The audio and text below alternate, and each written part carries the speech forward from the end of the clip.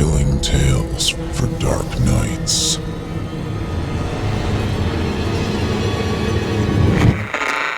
Want to make sure you never miss a Chilling Tales for Dark Nights video again? Be sure to subscribe and hit that bell to turn on notifications.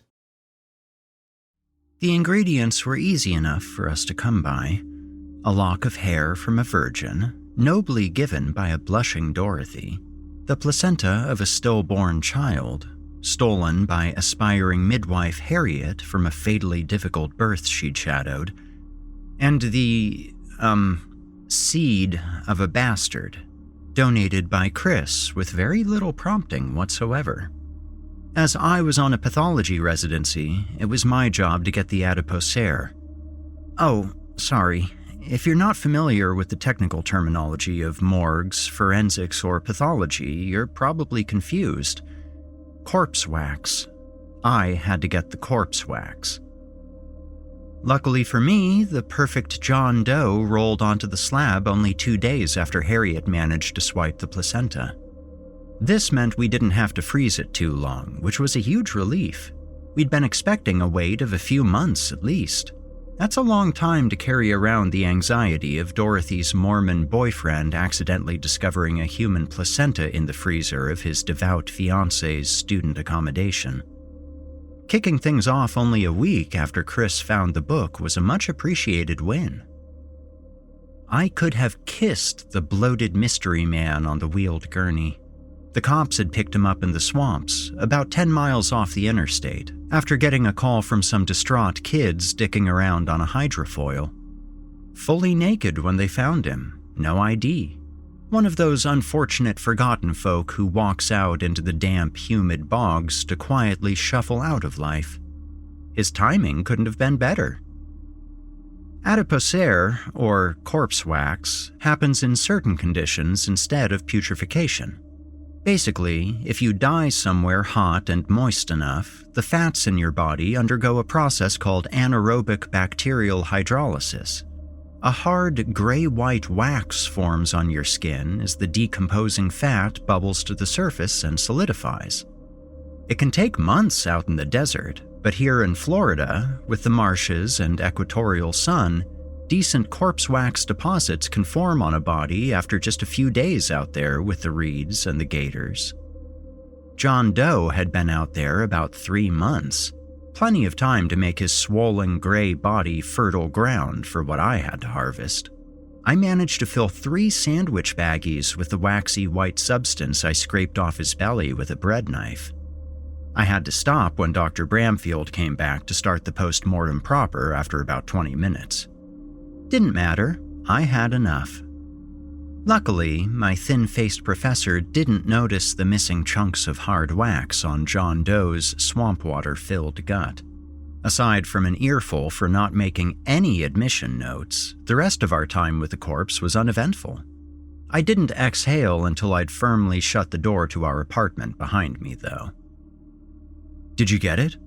Chris took me in his arms, the devilishly handsome grin that made my knees want to buckle plastered on his face.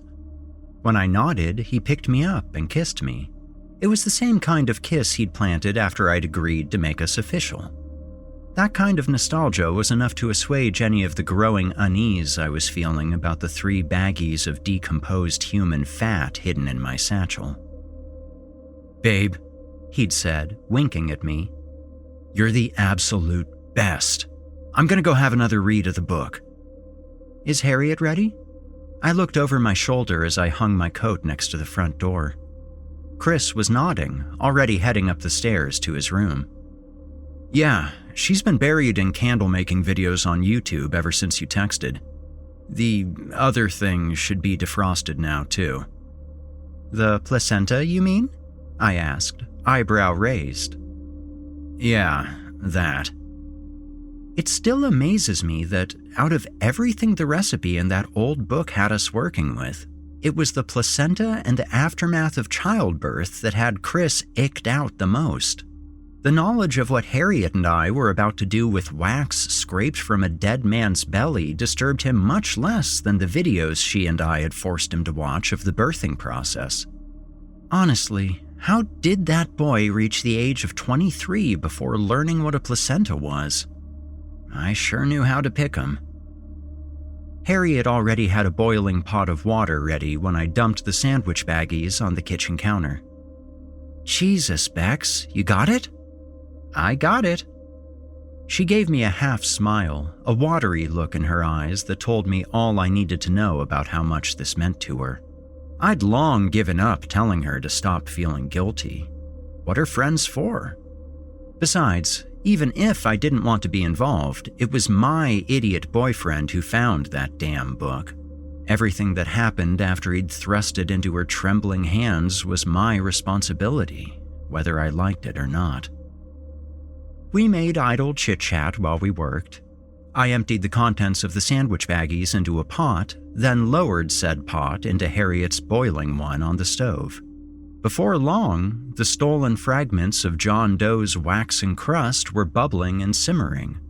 Within a few minutes, the kitchen was filled with a sickly, rancid miasma, nauseatingly sweet-smelling steam that oozed from the sludgifying molten corpse wax in the cast-iron pot. Good heavens! Chris told me you'd got some, but I didn't believe... Can we at least open a window? Dorothy was pinching her nose with a dainty hand. In the other, she held a thick braid of hair, the shade of which matched her mousy locks. I did everything just like the instructions Chris gave me, a 7-strand plait. This better work, Hattie. I gave up a lot of hair for this.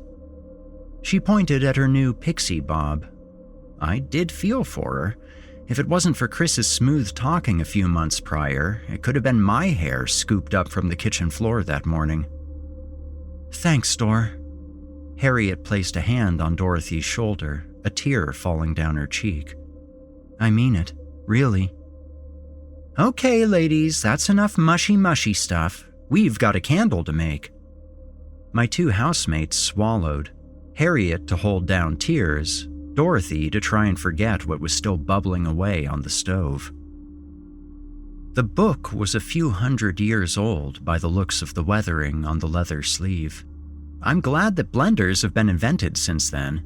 Grinding up the placenta in a mortar and pestle, as the book suggested, would have been one step too visceral for all of us, I think. Thankfully, the $59.99 margarita blender I'd picked up from Walmart had the stolen meat reduced to a dark purple-gray paste in a few seconds. Thank God for engineers with alcohol problems, I muttered to myself as I upended the placental smoothie into the waxen broth. The steam oozing from it turned dark yellow the second the liquid afterbirth touched the stew of decomposing fat. We all took this as a sign we were on the right track. The words on those worn pages Chris had found nestled between 2 volumes on global burial customs were proving true. The stink of the miasma grew in intensity. All 3 of us found ourselves putting on our face masks to try and combat the putrid stench. I never thought I'd find myself being glad about COVID-19, but if it weren't for the pandemic, we wouldn't have had such fit-for-purpose headgear just laying around. Our apartment was by a busy road. The usual horns and tire screeches were drowned out by the hiss of steam, the pop-pop-popping of coagulated human fat. After a minute or so, the 3 of us found ourselves half shouting to be heard over the whistling and spitting coming from the stove. The smell and yellow gas managed to summon Chris from our room upstairs. He didn't say a word to us until after he'd upended the bird skull containing his, how shall I put this, baby gravy into the purplish-white slime simmering on the ring of blue flames.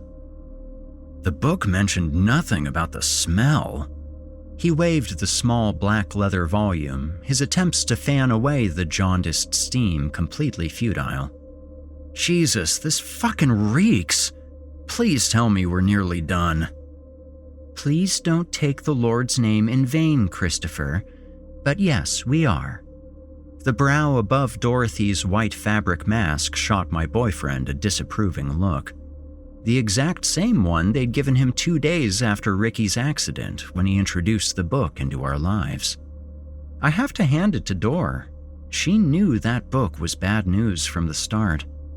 It's a shame her conviction in her faith mattered much less than the movies make out. I wasn't sure what denomination of Bible thumper Dorothy belonged to. I knew she wasn't a Mormon like her, as she called him, sweetheart. Whichever breed of teaching dictated her childhood, however, it involved a lot of rustic skills. When she'd said she'd made candles before, she wasn't kidding. It took us a few hours to clear the mustard steam from the kitchen. We couldn't get rid of the putrid reek that came with it, though. That sickly sweet musk is still burning my nostrils even now. It got into the damn carpet and curtains. The landlord will probably have bigger concerns, but I guarantee getting that smell out is going to be a pain in the ass if he ever finds new tenants. That's a big if, though. When we all finally sat down that evening, it was with a large, long, gray-purple candle.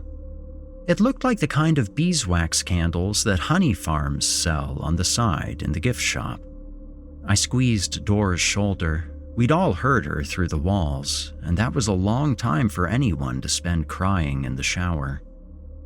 "Thanks," Harriet had said again, smiling meekly at her when Dorothy placed the lumpy wax candle with a wick of her own hair on the center of the table. "Don't mention it, Hattie. Please, I mean it. Never mention it." Dorothy's gaze didn't leave the column of hair, afterbirth, and my boyfriend's genetic material that her delicate, pious hands had sculpted. She swallowed again, and I was genuinely touched by realizing just how far out of her comfort zone she was willing to go to help a grieving friend. "Right, ladies." Chris winked at me again. "Shall we get started?" Harriet squirmed in her seat, her eyes darting around the three of us sat in the dark around the old wooden table which came with our barely pre-furnished apartment.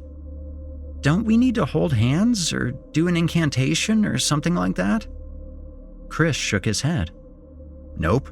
According to the book, all we need to do is turn out the lights, and after we've declared our intent, light the candle."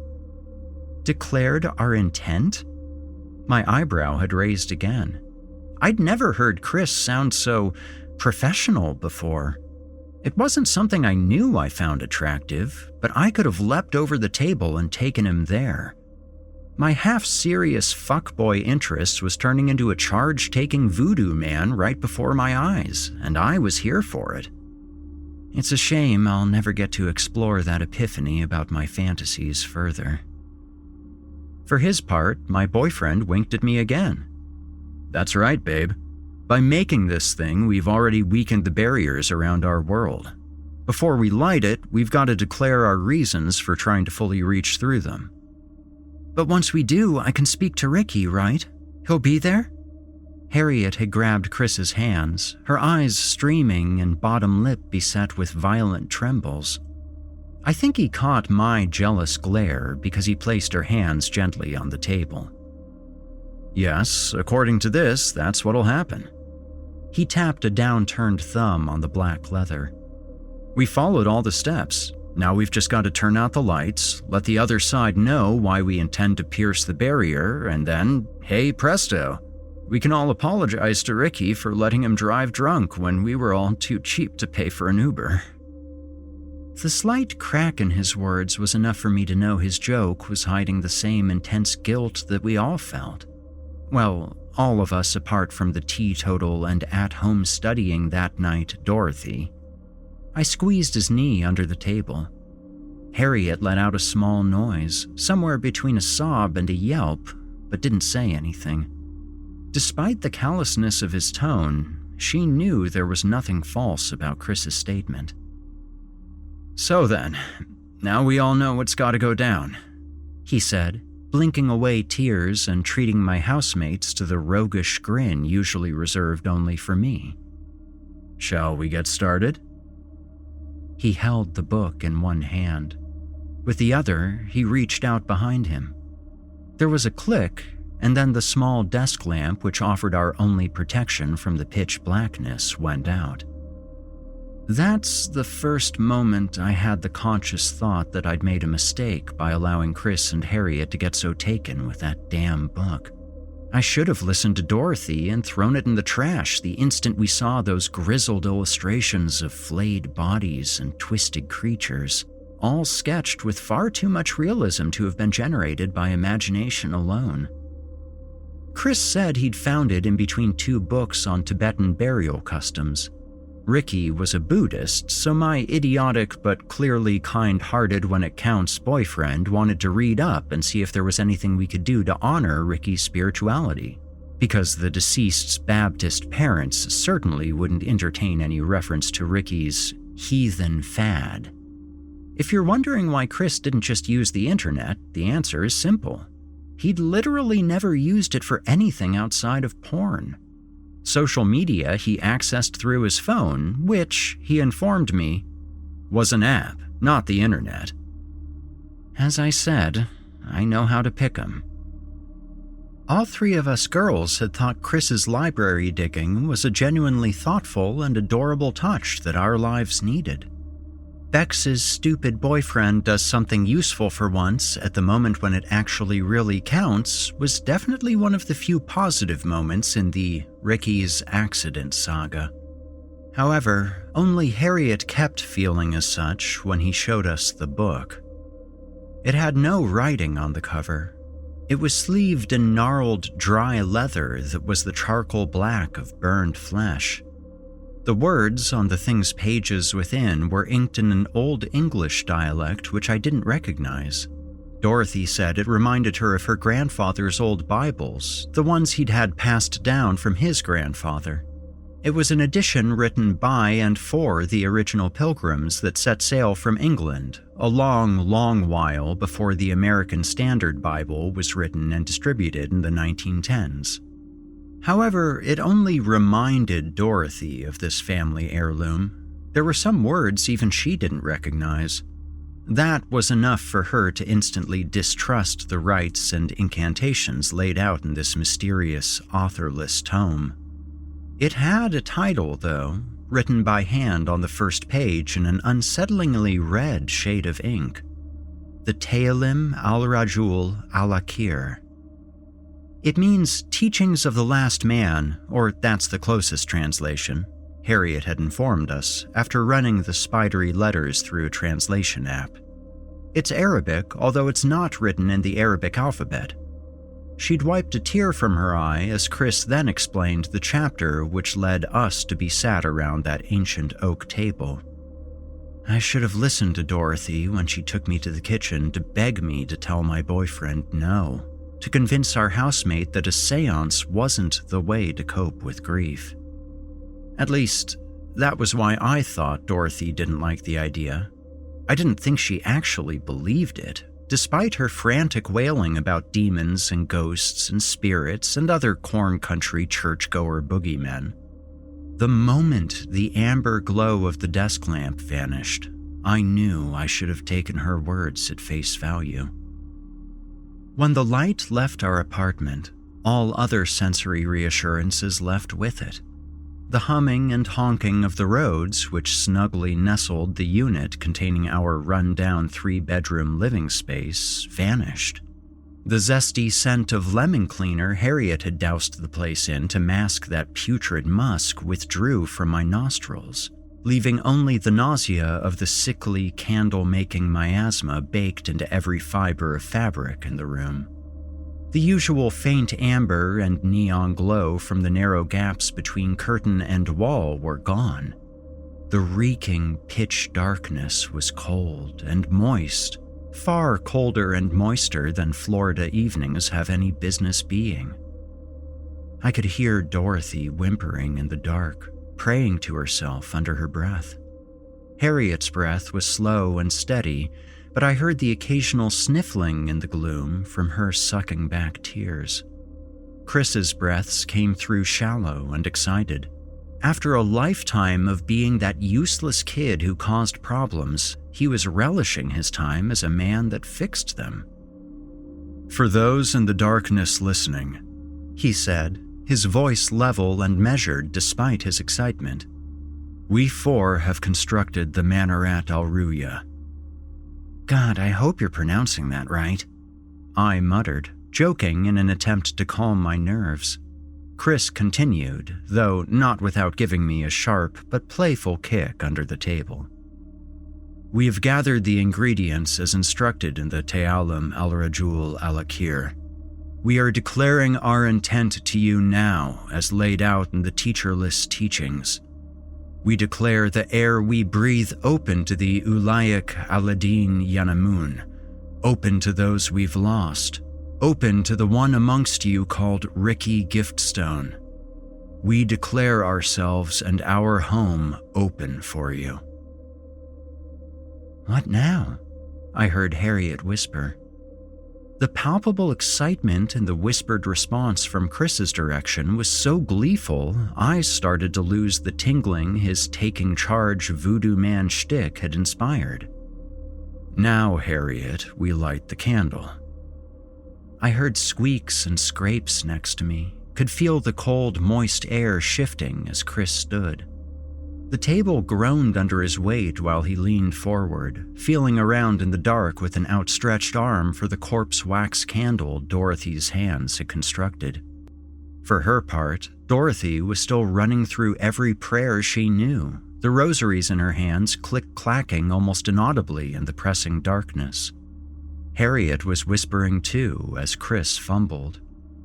"Soon, Ricky," she was saying to herself as the lighter Chris held scraped into life. "Soon I can say sorry. I'll see you again and I can say sorry and you'll know how much I loved you and—" Her words were cut off by screams. They weren't hers or mine or Dorothy's or even from Chris. Ours came shortly after. The first screams, when the lighter spark caught the intricate wick of Dorothy's hair, weren't screams of fear. They were barely even human, although we understood their meaning. We knew the emotion straight away. Every single one of the horrifying creatures that had been skulking around us in the dark were communicating the same feeling: hatred. It only took 2 flickers of the flame and half a second of listening to those roars for all 4 of us to open our mouths and beg the new, godless, unfamiliar sky for deliverance from our monumental mistake. When the flame from Chris's lighter caught the candle, the light from the corpse wax, placenta, seed, and hair revealed just what the profane author of the Ta'alim al-Rajul al-Akir was trying to achieve when they left instructions for this Manarat al-Ruya, or whatever Chris had said it was called. They hadn't found a way to communicate with worlds outside our own. They'd found a way to travel there. We weren't in our apartment. The light from the Dorothy hair wick revealed that the 4 of us, along with the oak table and corpse wax Manarat al-Ruya, were on a vast plateau of blue sand. The azure flats stretched far beyond any horizon, merging into the starless sky somewhere much farther than my mortal eyes could see. The blue sands weren't empty, though. I've never seen a place less empty in my life. There were countless trillions of them. They looked as though somebody had sculpted them from clay, somebody who had heard a human being described but never seen one up close. Their skin was pure white. Not white as in Caucasian, or even the white of albinism, but the pure, untainted alabaster of boiled bone. Their features were crooked, skewed, asymmetrical. None had limbs of an even length, an appropriate number of fingers, or joints that swung the way they should. There were some with 3 breasts, some with 2 belly buttons, some with nothing between their legs, and others with what should be between their legs somewhere else entirely. Aside from the shrinking half-foot perimeter around our out-of-place oak table, The miles of azure sand under the featureless sky were filled by writhing, twisting imitations of human beings. Every inch of space between greasy, misshapen bodies was taken up by more greasy, misshapen bodies. They shuddered and wriggled over each other, clambering and fighting to reach the frigid air above the putrid-smelling tide. The only thing worse than the forms in that encroaching mass of ivory flesh were their faces. Each set of features was just as damned as the body they belonged to. No sets of eyes sat parallel, no cleft or swollen lips not peeled back to reveal a jagged tooth snarl. No uniformity or reason existed on those trillion faces.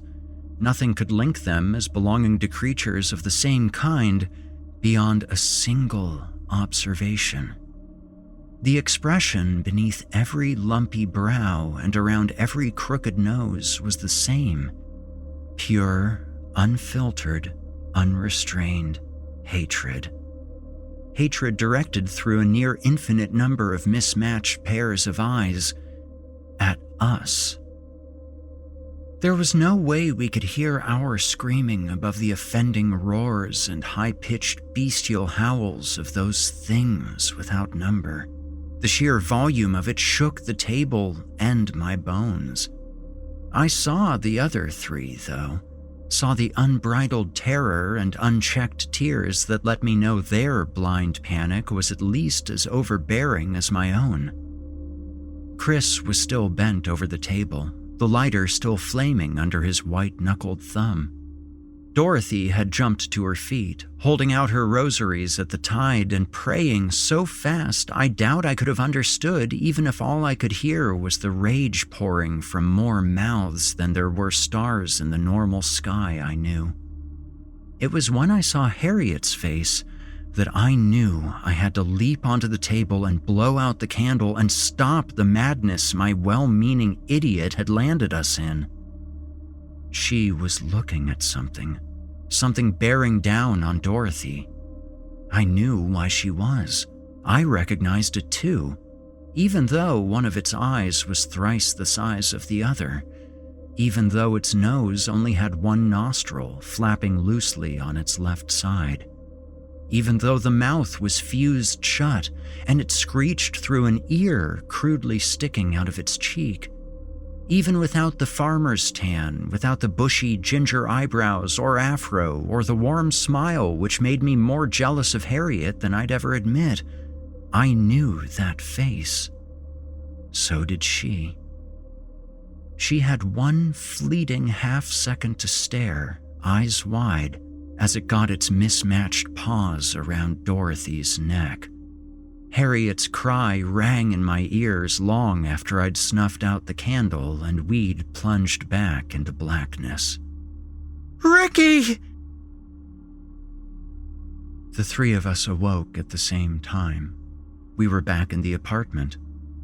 The corpse wax candle, the Manarat al Ruya, as Chris had called it, was nothing but a melted heap of cooling fat and hair at the center of the wood. As for Chris, he immediately started vomiting. Harriet was curled up in the fetal position, her athletic frame juddering with silent sobs. As for Dorothy, well, the thing which meant Harriet would scream, "It's not Ricky, it's not Ricky," over and over in her sleep, had had just enough time to grab her and rip the rosaries from her shielding hands. The wooden beads rolling off the table and pinging on the hard, warm tiles were all that remained. Chris and I didn't last long after that.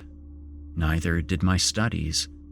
It took about 30 minutes of my first residency shift after the incident to decide I needed a career change. I packed up and moved back to Wisconsin. I knit and sell sweaters now. I go to church. Not because I believe, but because my parents go. And if I don't go with them, I'm alone with my thoughts. My relationship with Chris and Harriet soured very quickly. I hadn't heard from them in years until a few days ago.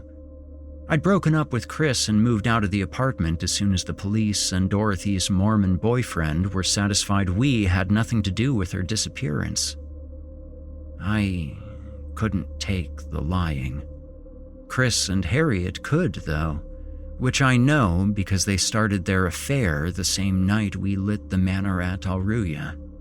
I'd been in a restless sleep all of 20 minutes when they started tearing each other's clothes off in the room next door, apparently. I don't blame them. I'm not bitter. I was going to break up with Chris the following morning. It was one of the last resolutions I made before an uneasy sleep filled with dreams of azure plateaus took me. They tried to keep it hidden from me, which is why I decided it would be no heavy weight on my conscience to leave them together with the trauma and that damned apartment. I heard through a few former Florida friends who check in that Harriet and Chris are still together. Still in the same apartment, too. That's partly why I'm writing this out now. I got a letter yesterday, one sent from a location in Florida, judging by the return address.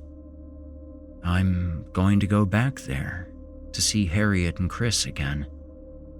The letter was just a simple sheet of paper with a message scrawled in Sharpie. There was no "Dear Bex," no signing off from Harriet or Chris, but I knew instantly who it was from and that I couldn't say no. We're going to get Dorothy. You in? I'm flying out to Florida in the morning. A quick unblocking and messenger conversation with Chris has taught me all I need to know. That's why I'm writing to you now. Please, don't make the same mistake we did. Never light a corpse wax candle. We did once, and I'm pretty sure when we do again in a few days, nobody will be left to warn you.